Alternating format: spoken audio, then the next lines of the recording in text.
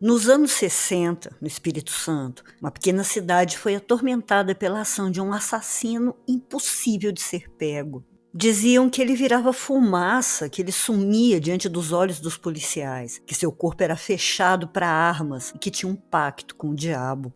Ele se transformou em uma lenda urbana e, por mais que tentassem apagá-lo da memória, ele continua a aparecer, principalmente nas lembranças daqueles que viveram a época do seu reino de terror. Então fica aí, que hoje na Ala dos Crimes a gente vai conhecer a história inacreditável de Geraldo Procópio, o assassino morcego.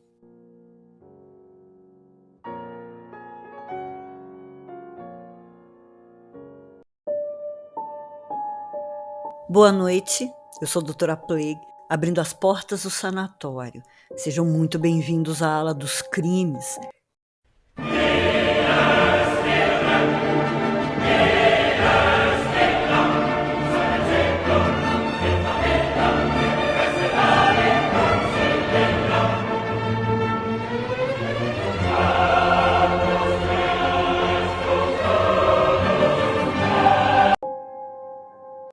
E essa história incrivelmente incrível foi sugestão da paciente Adriana Gonçalves Cleto. E pelo que ela me contou, eu cheguei a ficar até com coceira para pesquisar mais sobre o assunto e conhecer mais sobre esse caso.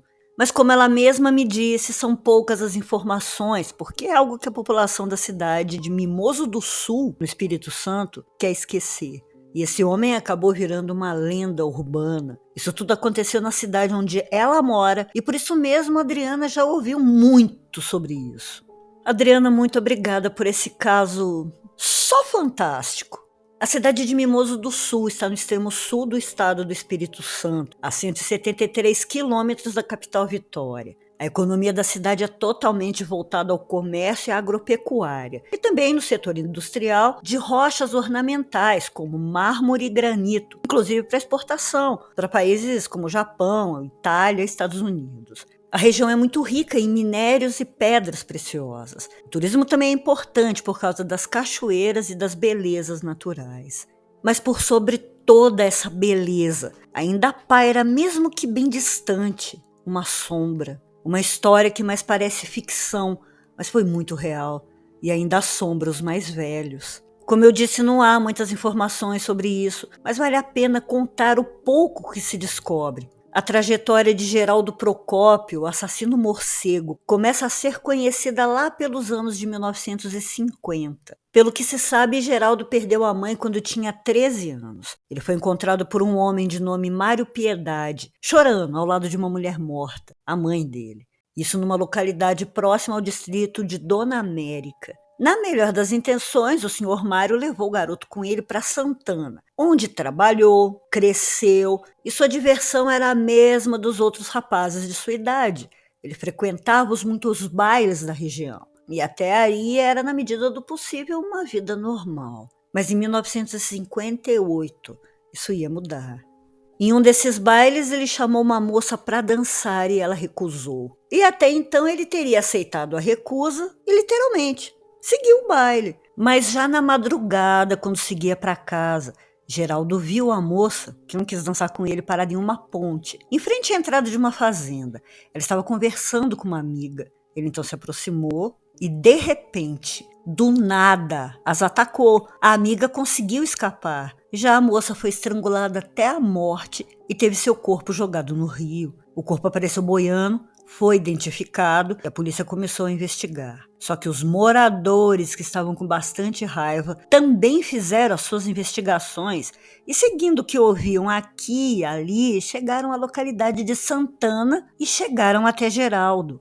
E eles estavam dispostos a fazer justiça com as próprias mãos, tinham ido lá para isso. Mas o senhor Mário, quem criou Geraldo, implorou para que isso não acontecesse e prometeu que levaria o rapaz até as autoridades. E realmente ele fez isso.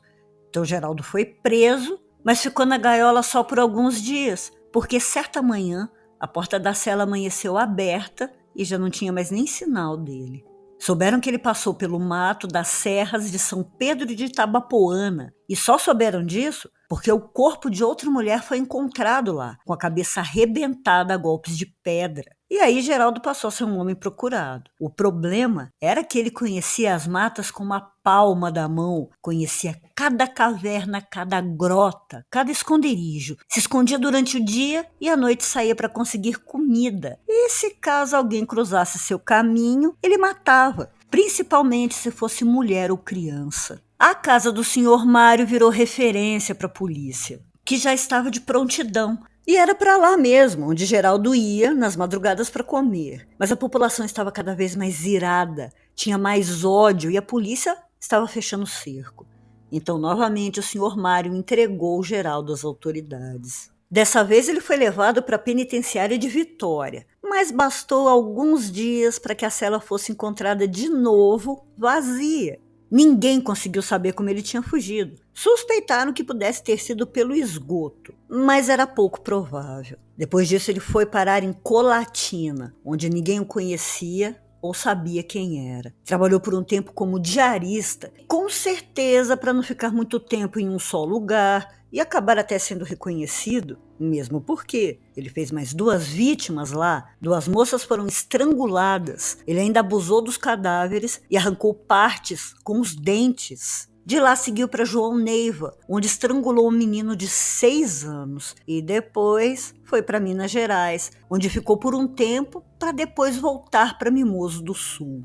Só que a cidade estava toda em alerta, principalmente porque o tempo todo apareciam boatos de que ele estava sendo visto nos bairros. Apesar de a polícia estar sempre na cola dele e até tê-lo avistado algumas vezes, eles simplesmente não conseguiam pegá-lo. O homem desaparecia, ele evaporava. Estava ali, em um segundo já não estava mais. Certa vez ele foi visto em um canavial. A polícia foi chamada e chegou imediatamente. Eles o viram, ele estava mesmo ali. Então cercaram todo o canavial e atearam fogo.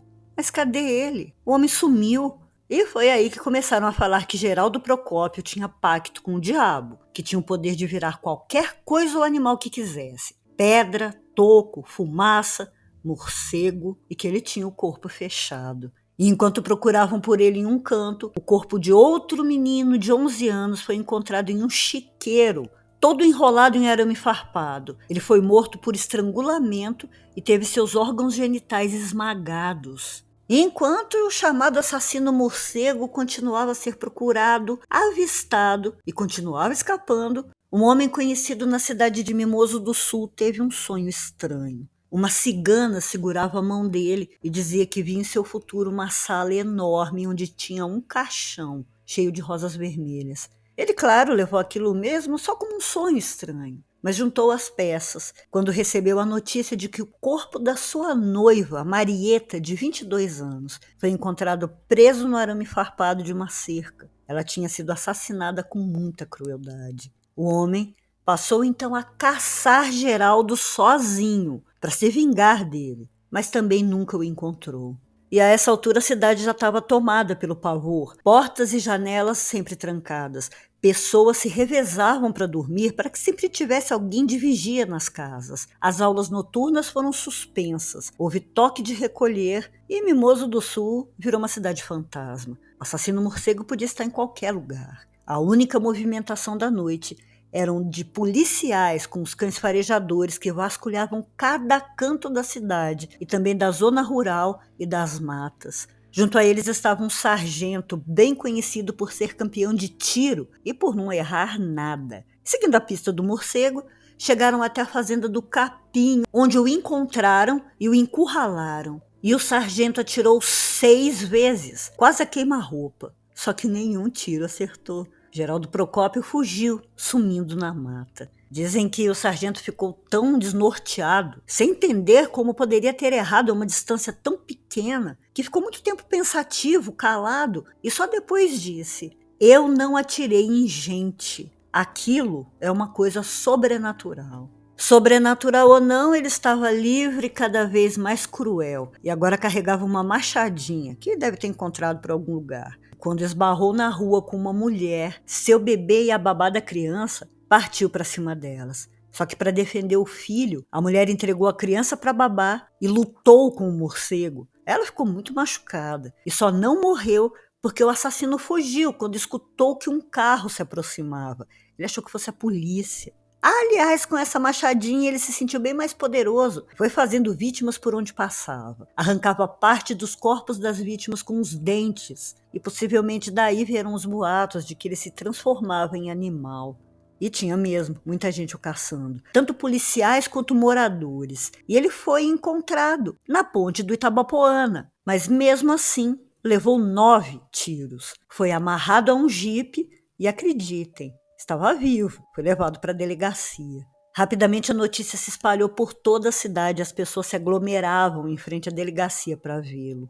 Lá dentro, na cela, Geraldo teria pedido a presença de um padre que foi até lá e ele se confessou. Mas depois disse às pessoas que estavam ali que elas deveriam sangrá-lo, porque seria a única forma dele morrer. Então alguém, que não teve o nome revelado, o matou com uma punhalada debaixo do pescoço. Era 8 de setembro de 1964, quando Geraldo Procópio, o assassino morcego, morreu aos 26 anos. Em Mimoso do Sul foi dia de festa, de agradecimentos e de um enorme alívio para todo mundo. Dizem que algumas pessoas o visitaram na cela e perguntavam por que ele fez o que fez, mas ele não respondia, ele não falava. Só uma vez em que falou foi para reclamar da comida. E como nada sobre ele foi registrado, ninguém nem sabe de fato se ele morreu assim mesmo, como a imprensa noticiou. Porque alguns disseram que ele foi encontrado na cela ou enforcado, ou esfaqueado, ou que teria sido espancado até morrer, ou até mesmo envenenado.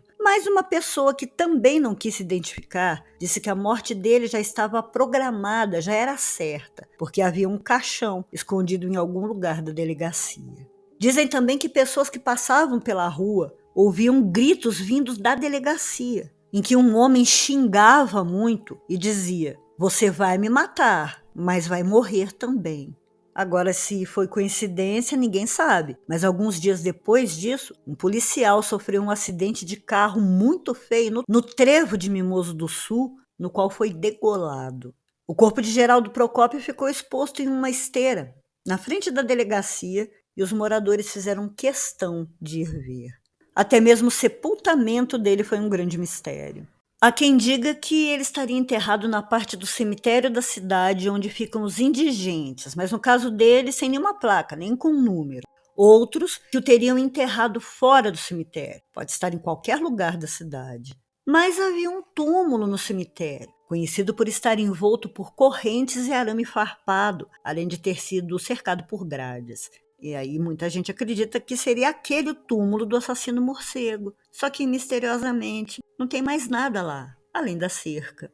Nos livros de registros de óbitos da cidade, de hospitais, nem do necrotério ou do cemitério existe qualquer menção, qualquer coisa sobre ele. Nem mesmo uma certidão de óbito foi encontrada. E hoje, depois de 59 anos, quem acompanhou de perto a caçada passou o medo de poder encontrá-lo a qualquer momento, ou pior, de ser encontrado por ele, não esquece do que aconteceu. E muita gente tem certeza de que o assassino morcego tinha mesmo um pacto com o diabo. Até circulou um boato de que ele só teria sido pego porque perdeu o papel onde a oração desse pacto estaria escrita.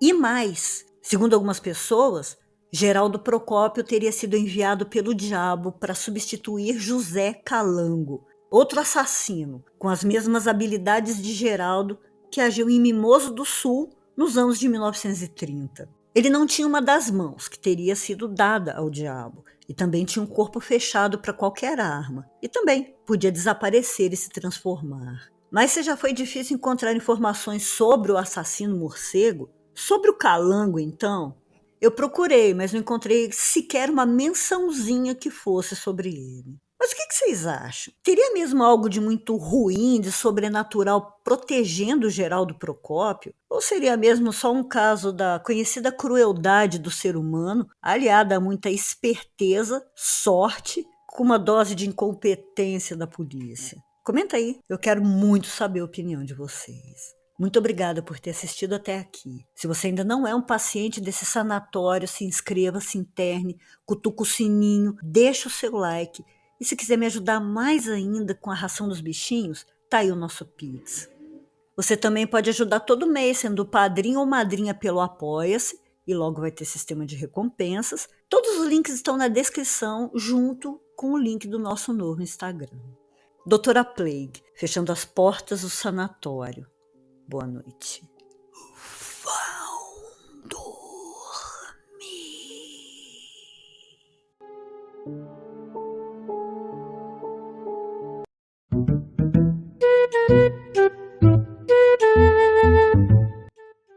E é hora do salve. E quem eu trouxe para representar todos os bichinhos do sanatório que também estão agradecendo demais é o nosso caçulinha, o Nhoque. O salve vai para Thalita Bueno e para o marido dela, o Ari Oswaldo Cardoso. Muito obrigada de coração, gente. Eu aproveito também para mandar um salve e agradecer muito a quem ajuda, mas não avisa. Eu acredito que vocês queiram se manter anônimos, mas eu não posso deixar de agradecer mesmo assim. Muito obrigada. E quem quiser me ajudar no cuidado dos nossos bichinhos, tá aí o Pix. Se quiser salve no fim dos vídeos, é só me avisar que ajudou pelo Facebook ou Instagram. Os links ficam todos lá no finalzinho da descrição de todos os vídeos.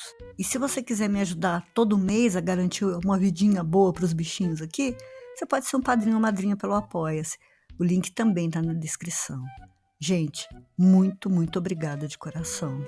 E beijo no bico.